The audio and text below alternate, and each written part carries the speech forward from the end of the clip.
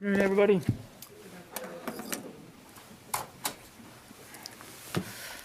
Okay, a couple of things at the top here, and we'll get right after it. The Department of Defense, through the Office of the Undersecretary of Defense for Research and Engineering, has launched the DoD Aerospace Education Research and Innovation Center, otherwise known as AERIC. We pronounce it ERIC here, at Tuskegee University in Alabama. ERIC will support 2-year research projects in the areas of fatigue damage tolerance, experimental aerodynamics, and the performance of materials and components under extreme environmental conditions. Tuskegee University is the #1 producer of black aerospace engineers in the nation, and we are very excited to partner with them as they host ERIC. Today, Secretary Austin participated in a virtual meeting of NATO colleagues from Canada, Lithuania, Poland, the United Kingdom, and Ukraine. The meeting was hosted by the United Kingdom Secretary of State for Defense, Ben Wallace. All these allies are actively providing training and support in Ukraine alongside the United States. And the meeting came on the heels of Secretary Austin's February 19th discussion with Ukraine Minister of Defense Andrei Tehran, which focused on Ukraine's defense priorities, reform objectives, and of course how the 5 allies can support Ukraine's Euro-Atlantic goals. Now, as you've been tracking, Secretary directed the force to conduct a 1-day stand down to deal with extremism in the ranks. To support this effort, we issued a video to the force with a message directly from Secretary Austin. It will be used alongside other training materials to facilitate a good exchange of ideas as commands work through their stand downs. And you can find that on defense.gov. That's on our website. On the personnel front, we onboarded another 7 personnel today, bringing the total to 78. Today's additions include Spencer Boyer, Deputy Assistant Secretary of Defense for Europe and NATO Policy; Melancy Harris, Deputy Assistant Secretary of Defense for Special Operations and Combating Terrorism; Farouk Mita, Director of Small Business Programs; and someone that you're undoubtedly going to get to spend some time with here, Jamal Brown, our Deputy Press Secretary, who is right there. Wave your hand there, Jamal. We just checked in today.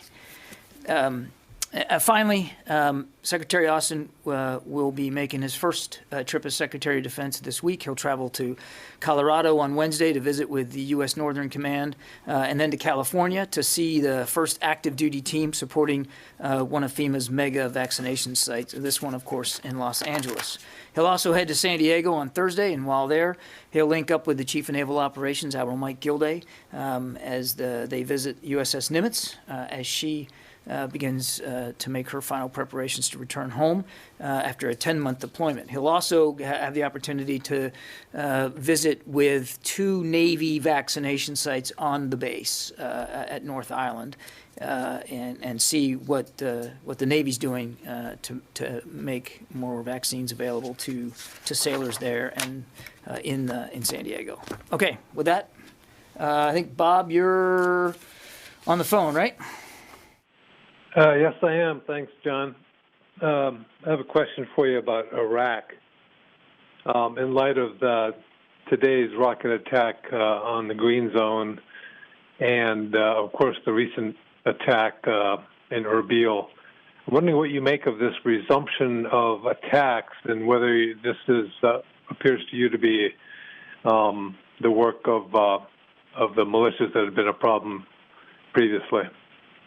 Well, certainly we have seen attacks in the past from Shia-backed militias operating inside Iraq. I don't know of any attribution for the one in Erbil from last weekend. I don't think that's been finally determined. And as for the recent attack, again, I don't have any attribution on that either. It's difficult to say with certainty, Bob, whether there's a strategic calculation driving this recent uptick in attacks, or whether this is just a continuation of the sorts of attacks we've seen in the past. But obviously, we're going to be working closely with our Iraqi partners, as we have been on the attack last weekend in Erbil. We'll be working with them to to get more context about this and try to place it in proper perspective. But clearly, look, I mean, these are dangerous attacks. And as we saw in the one in Erbil, an individual lost his life, and now a family's grieving. And I would say again that we're there to counter ISIS at the invitation of the Iraqi government, and our commanders, just like the Iraqi commanders, have the right of self-defense. Let's see, go back to the phone again here. Dan Segalin. Thanks for calling on me. I have a question about the Presidential Commission on Sexual Assault that DOD is putting together. Is DOD consulting with members of Congress on who will be in the commission, or is DOD just picking whoever it wants without regard to input from members of Congress? Well, we're certainly going to consult with Congress as the plans for this commission come together. Dan, I can tell you that the Secretary met with the senior OSD leaders, senior leaders here at the Pentagon, which included the service chiefs, to talk to him this morning about his feedback on their inputs to him. As you know, it was his first directive on his second day in office to ask the services to provide him input on what they felt they were doing right, what they needed to improve, maybe ideas they have going forward. And he had the opportunity to review that work and talk to him about that today. It was a good, productive discussion. He explained to them that he expects before the end of the week to formally announce the 90-day commission with more granularity and more detail. I'm not going to get ahead of that announcement here today. But to your other question, as I said at the top, he certainly understands, respects, and appreciates the interest that members of Congress have shown on this issue, and will keep them fully apprised as we move forward. Okay, in the room, David. John, when Secretary Austin talks about extremism in the ranks, he says it's probably more than we would like and less than the media depicts it as. Is he expecting some sort of number out of the services? Somebody to tell him exactly how many extremists there are in the ranks? I think what the Secretary would like to do, David, is to see if there's a way to get a better sense of the numbers. If there's a way to try to collect data on the extent of this problem. He's also mindful that that's a difficult task to undertake, because it's largely, we get a sense of the problem largely driven by conduct and behavior. And it's difficult to know sometimes, even in conduct and behavior that is prejudicial to good order and discipline, or a violation of the UCMJ. Often it's not always possible to know what drives that. Not to mention that some extremist behavior happens off base, off duty, and is captured rather by civilian law enforcement, not even federal, but maybe even local civilian law enforcement. And we may not have perfect insight into that database. So would he, well, I don't want to ask the rhetorical question. He, of course, would like to know with more granularity how big the problem is. And that would include, but not solely, but it would include getting a sense of the numbers of people who are in the ranks, who espouse these beliefs and are acting or willing to act on them. But he's mindful that it's a difficult data set to get to.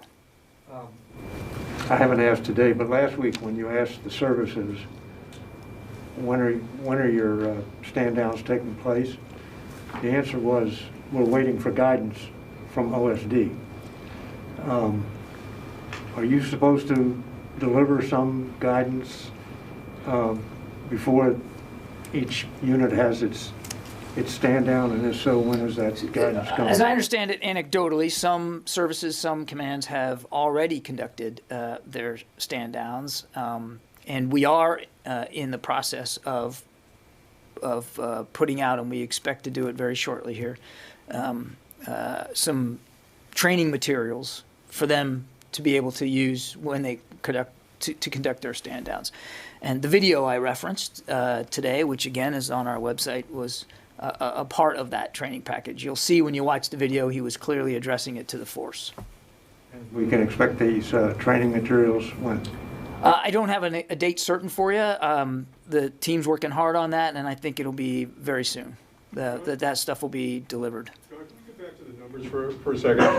Now, the Marines have said that in the past 3 years they had 16 incidents of extremist behavior, mostly online postings. No sense of how those cases were resolved. And last year, the FBI said of half the cases, investigations they're looking at, involving mostly former military members, some active, roughly half of those have to do with domestic extremism. So if you get those two, data points, I mean, why can't you guys get more? I mean, it's just kind of frustrating that we have this little information. Yeah, Tom, look, back to David's question, I think the Secretary very much would like to have a better sense of the data. And if there are lessons to be learned in one of the services that other services can learn from, or we can apply centrally here, I think he's open to that. And I understand the frustration. I do, and he shares it. I mean, we need to have a better understanding of how deep and how broad the problem is. There are, as you know, and we've talked about it, I mean, there's First Amendment rights here, too, that also have to be respected. This isn't about trying to, get into the, brains of an individual member of the military, but rather to make sure that we have a better sense of who we're bringing in, and that those who are in are ascribing and acting on our core values, the core values of the institution, and not some other group's core values that are inimical to what we're supposed to do for defense of the nation. And then the last piece is that they're not acting out on beliefs, extremist beliefs, that put good order and discipline in jeopardy, or worse, put their shipmates, their teammates, their colleagues in jeopardy as well. Okay, let me go back to the phones here. Sam Legrone, USNI. Hi. To follow up on the Pierside visit of CNO and SecDef Austin, one of the things that we're seeing with carrier deployments writ large is they're getting longer and longer and longer, in part with this commitment to having assets in CENTCOM. And you're seeing double pump deployment just start last week with Eisenhower leaving Norfolk. TR's out. It's a double pump deployment, or a deployment back-to-back without a significant maintenance period. Given that Nimitz has been out for 303 days with those sailors and Marines away from their families, what is the department doing moving forward to see if you can balance the kind of demand signal for these assets that, we're talking about, like in the last year, there's more carriers underway than since the Arab Spring. So, thanks. Yeah, Sam, thanks. I mean, it's a good question, and it's a fair one. I mean, I think it's something that it's been a long-standing issue. This, balancing capabilities versus requirements, and there's a lot of requirements out there in the world for, in this case, you're talking about naval capabilities, and the Secretary is certainly mindful of the demand that's placing on the service itself, and of course on the sailors, and that's one of the reasons why he wanted to go out to see Nimitz as she gets ready to come home, to thank the sailors for that extraordinary service and sacrifice.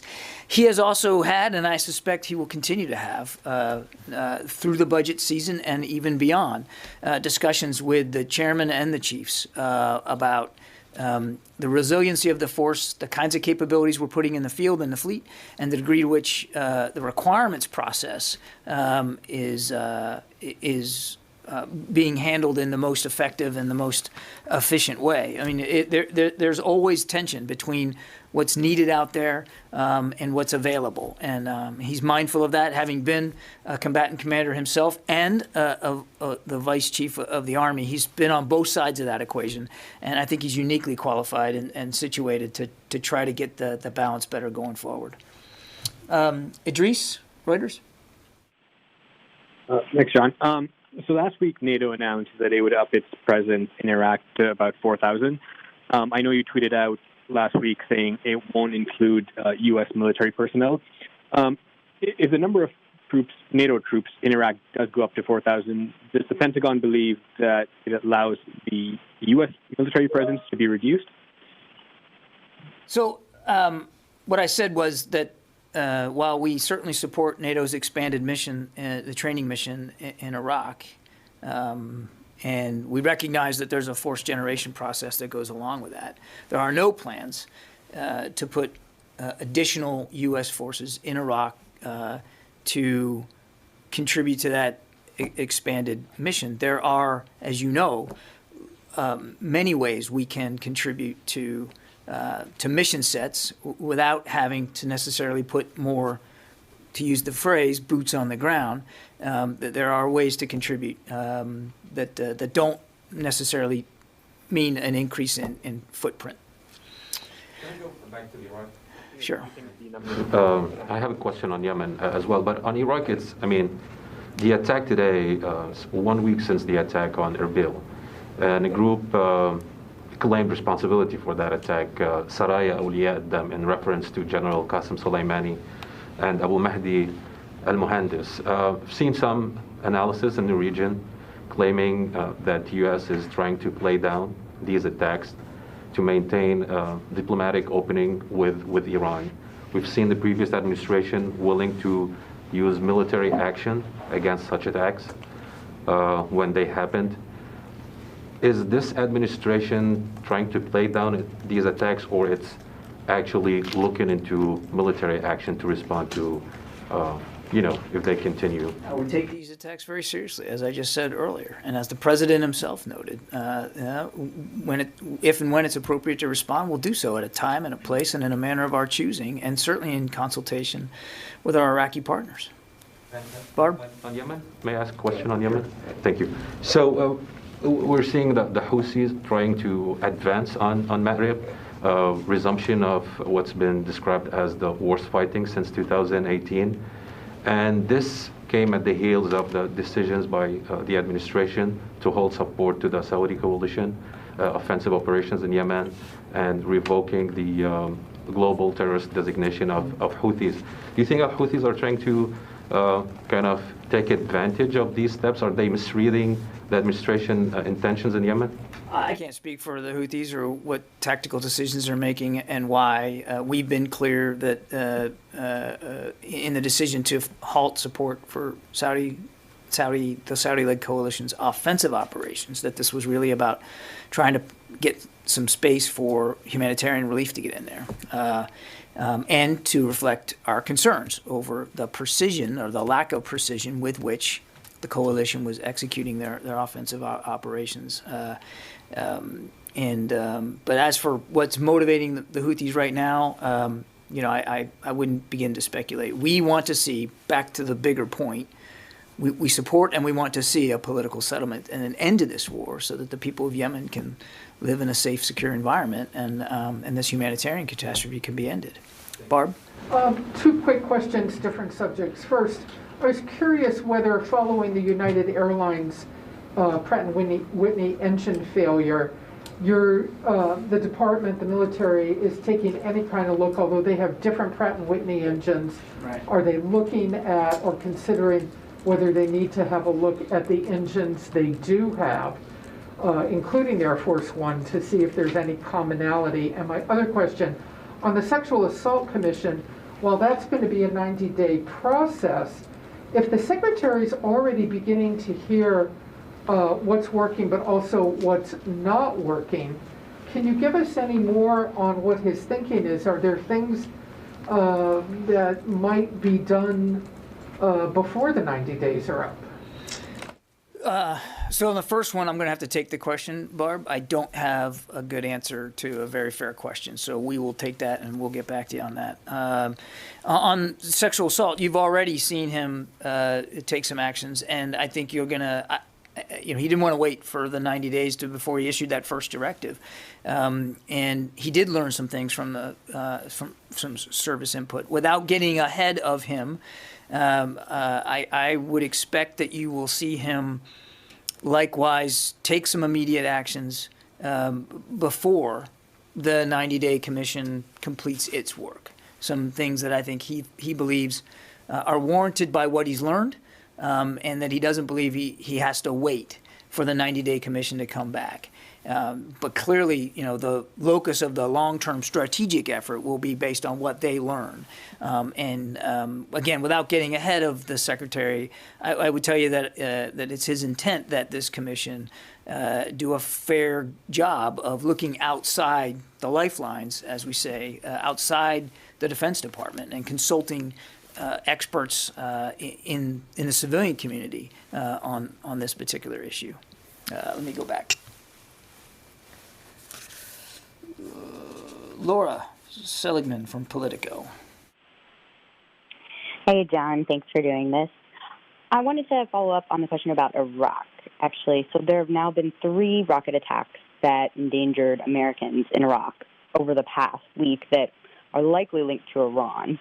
So does the Pentagon have you, or do you plan to communicate to Iran that killing an American is a red line, as the previous administration did? Made perfectly clear our views about the malign activities that Iran continues to perpetrate throughout the region. As for these particular attacks, again, we haven't gotten into specific attribution, so I don't want to get ahead of the investigative process. Nick Schifrin.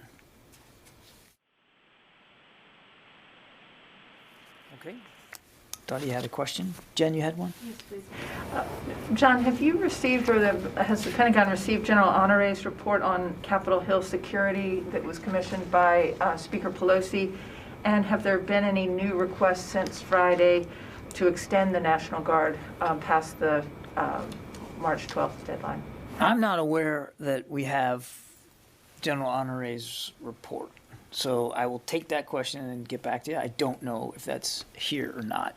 And there's been no updates and no additional requests that have come into the building about either extending or changing the scope of the National Guard presence on Capitol Hill. It still continues. I think today we're down around 5,300. In fact, I can give you the exact number here. 55,279 as of today. And how many states they're coming from? I don't have that broken down for you. I'll see if we can get that. I don't know if I have that. Yeah, Jenny. Thank you, John. You're welcome. Oh, looks nice today. Thank you. I have a question about U.S.-South Korea joint military exercises. And you need to comment about President Moon Jae-in's remark. The South Korean President Moon Jae-in said at the recent press conference that he will make a decision on the joint military exercise between U.S. and South Korea, that after consulting with North Korea. As you know, the joint military exercise between U.S. and South Korea is a work between our alliance and is defensive against North Korea, you know that. And it doesn't make sense, consulting with, North Korea. That means, that North Korea is our potential enemy. I would appreciate your comment on that. Well, I haven't seen the president's comments, so I'm not having seen them. I'm loath to comment on that specifically. The only thing that I would add, and we've talked about this before, is you're right. We do have a security alliance with the Republic of Korea. It's a linchpin, we believe, for the region, that alliance, and we take it very, very seriously. Our commitments to that alliance we take very seriously. And as General Abrams had said many times, we do have to maintain a significant level of readiness on the peninsula, and the Secretary is confident that he, General Abrams, is doing all the right things to work with our South Korean allies to make sure that that readiness is preserved to the maximum degree possible. And there's lots of ways, excuse me, to preserve readiness and training, as we've seen. Even through COVID, there had to be adjustments made, of course, because of the pandemic. But again, we're confident that General Abrams understands those responsibilities and is working in lockstep with his counterparts in South Korea to make sure that that readiness is preserved and training is conducted and that the alliance is as strong as ever. Okay. Sure, go ahead. Thank you, John. As you know, Afghanistan situation gets worse day by day. This last Sunday, so many people, including civilian children with the mother, has been killed, and nobody took the responsibility. Taliban and the government, they accuse to each other. And also Afghan people want to know how long it's going to take to review the Doha agreement between US and Taliban. Until that, every day people suffering a lot of people be killing. Right. And also Russia wants to invite Taliban to continue the peace talk process. What is Pentagon reaction on that? We believe that, well, let me go back up. To your first point, I mean, we're certainly mindful of the suffering that continues to be experienced by the Afghan people. And as the Secretary said himself when he was up here Friday, the violence is too high and it needs to stop. The administration is still conducting its review of the Doha Agreement and the compliance mechanisms in that, so I won't get ahead of that. But again, as the Secretary said to you all on Friday, we are mindful of looming deadlines here. And we are certainly mindful of the suffering that's going on inside Afghanistan. We're also mindful of our obligations to our Afghan partners and to the Afghan government. It's important, we believe, continue to believe, that there's not going to be a military solution to this. It has to be done politically, and that means it needs to, negotiations in good faith have to bear fruit and have to be born on the backs of a permanent, comprehensive ceasefire. So again, I won't get ahead of the decision-making process, but I can assure you that the Secretary and everybody here at the Pentagon are 100% committed to doing this review in a thoughtful, deliberate, but timely fashion. We understand that there's looming deadlines. Okay, let me go back to the. You didn't answer the second question.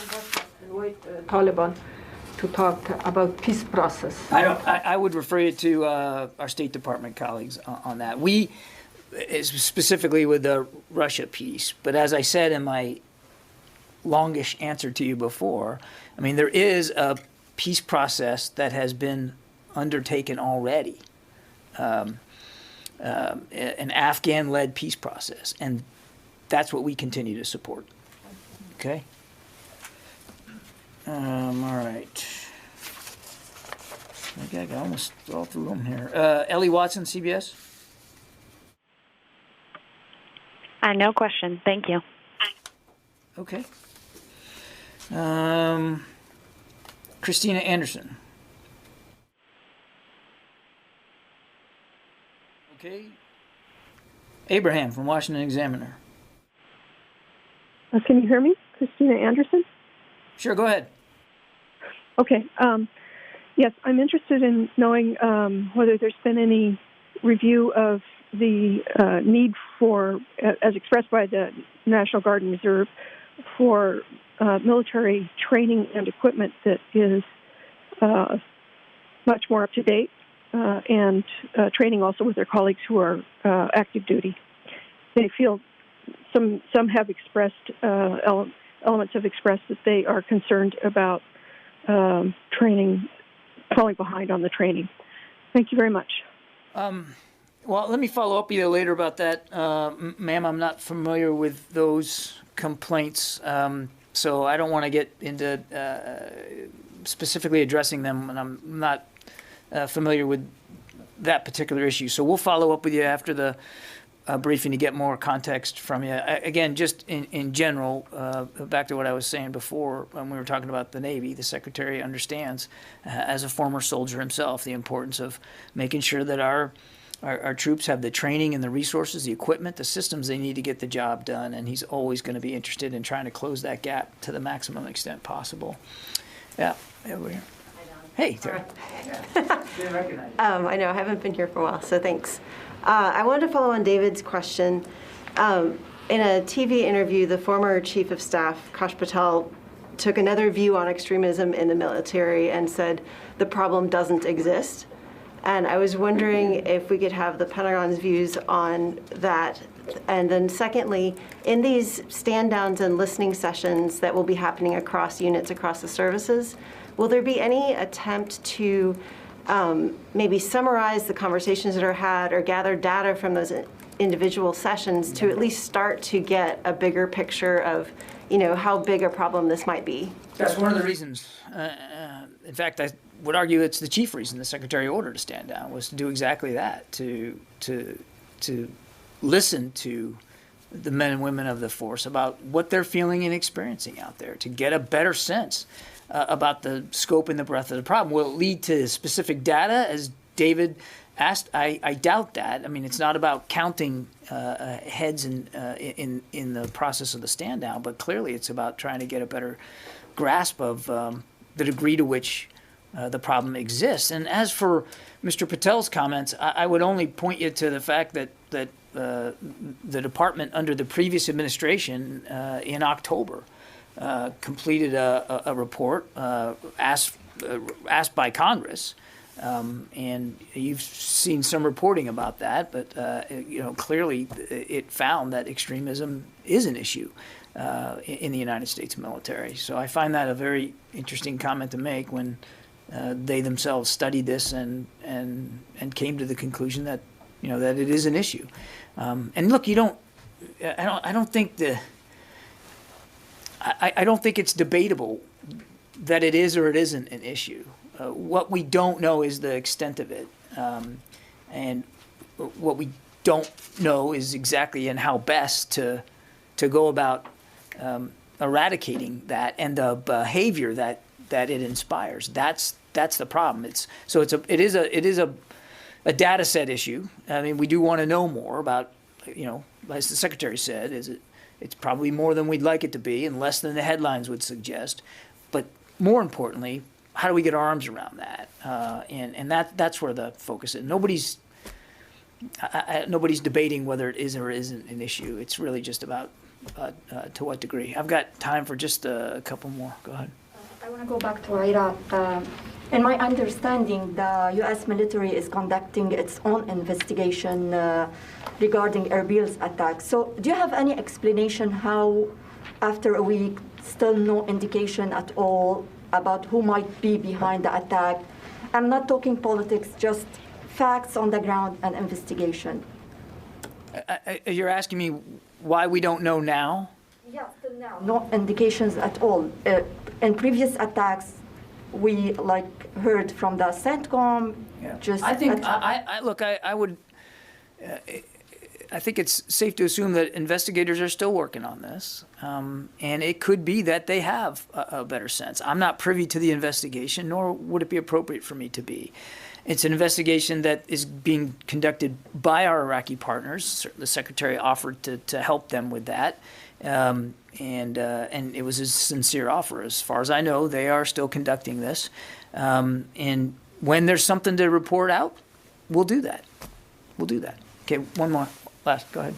On Yemen, Houthis are moving towards Ma'rib. It may be a very serious humanitarian disaster. Is there a commitment from the U.S. military that they will not allow this to happen? Any commitment to help the government of Yemen to defend Ma'rib or to change policy and go back and help the Our coalition? military operations in Yemen are designed to go after ISIS. It's a counter-ISIS mission.